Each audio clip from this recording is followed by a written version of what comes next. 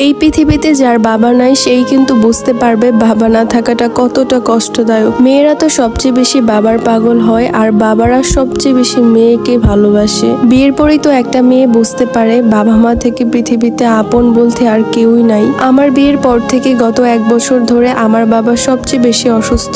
এখন তার যত্ন নেওয়ার আর কেউ নাই। আগে তো বাসায় থাকতে বাবার ওষুধ, বাবার খাবার দাবার সবকিছুই আমি খেয়াল করতাম। এখন তো আমার বাবা বলে, মা তুমিও নাই, আমার যত্ন নেওয়ার আর কেউ নাই। গত 1 বছর ধরে আমার বাবার একটা টেস্ট করার জন্য অনেক ঘোরাঘুরি করা হয়েছে, অনেক ডক্টর দেখানো হয়েছে, কিন্তু ওই টেস্টটা কিন্তু আমরা কেউ করাতে সাহস পাই নাই, কারণ ওই টেস্টটা তার জন্য অনেক বেশি ডেঞ্জারাস। যেহেতু আমার বাবার অনেক আগে থেকে হার্টের একটা প্রবলেম আছে, এর জন্য বিশেষ করে আমি এই টেস্টটা করাতে একদমই ভয় পাচ্ছিলাম। আমার বাবার যদি কোনো কিছু হয় তাহলে তো আমি বাঁচতেই পারবো না। আর কিছুদিন আগে তো একটা নিউজ শোনার পর থেকে আমার অবস্থা আরো বেশি খারাপ হয়ে গিয়েছিল। রাফসান ভাইয়ের যে একটা বন্ধুর যে এন্ডোস্কোপি করানো হয়েছিল, উনি তো ইনস্ট্যান্ট মারা গিয়েছিল। আর ওই নিউজটা শোনার পর থেকে কিন্তু আমার বাবাও তখন অনেক অসুস্থ ছিল। তাকে বলেছিল যে আপনারা এন্ডোস্কোপি করান, তা না হলে তো কোনো সমাধানে আসছে না, তার কি প্রবলেম সেটা কিন্তু আমরা ডিটেক্ট করতে পারছি না। আমরা কিন্তু আর ওইটা করাই নাই ওই ভয়ের কারণে। এখন অনেক দিন পরে আমার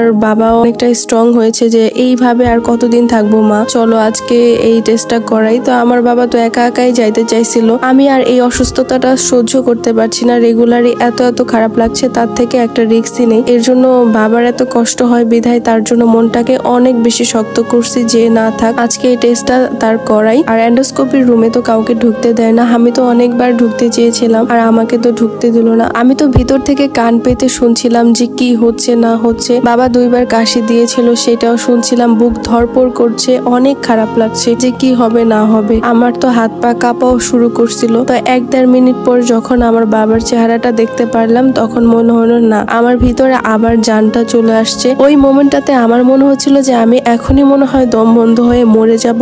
যখন বাবাকে দেখলাম তখন একটা স্বস্তির নিঃশ্বাস ফেলালাম। মানে বাবা মা যে একটা কি জিনিস, তখন মনে হয় আমরা যত বড় হতে থাকি বা বিয়ে হয় একটা মেয়ের, আমরা আস্তে আস্তে যখন বড় হই, বিশেষ করে একটা মেয়ের যখন বিয়ে হয়ে যায়, তখনই কিন্তু তার বাবা মার যে ভালোবাসাটা তখন তারা বুঝতে পারে। আর বাবা মা থেকে দূরে থাকাটা যে কতটা কষ্টদায়ক সেটা একমাত্র সেই মেয়েটাই তখন বুঝতে পারে। পৃথিবীতে বাবা মা নামক এই শব্দটা হচ্ছে একটা মায়া আর হচ্ছে ভালোবাসার জিনিস। এই দুইটা জিনিস না থাকলে মনে হয় না পৃথিবীতে আপনি পুরো এতিম অসহায়, কেউ থাকবে না আপনাকে জিজ্ঞাসা করার মতন যে মা তুমি কেমন আছো, মা তুমি খেয়েছো কিনা। স্বার্থপর এই দুনিয়াতে আপনি একটা দিন ভালো আছেন কিনা এই খোঁজ খবরটা নেওয়ার মতন আপনার কেউ থাকবে না। বাবা মা যদি থাকে, আপনি যত খারাপ পরিস্থিতিতে থাকুক না কেন, তারা কিন্তু আপনার সেই খোঁজ খবরটা নিবে। আর এন্ডোস্কোপি করানোর পরে একটা রিপোর্ট পেয়ে কিন্তু এখানে একটা ডক্টর দেখিয়েছিলাম, ওনার কথাগুলা একদমই আমার পছন্দ হয় নাই। এর জন্য কিন্তু আমরা পরের দিন আরেকটা ডক্টরের কাছে গিয়েছিলাম। আব্বুকে যেখানে সবসময় দেখায় সব জায়গায় ডক্টর আব্বু শুট করে না, ওইখানে অনেক হাবিজাবি ওষুধ দেয়, ওগুলা খাওয়ার পর রিয়াকশনে আরো উল্টা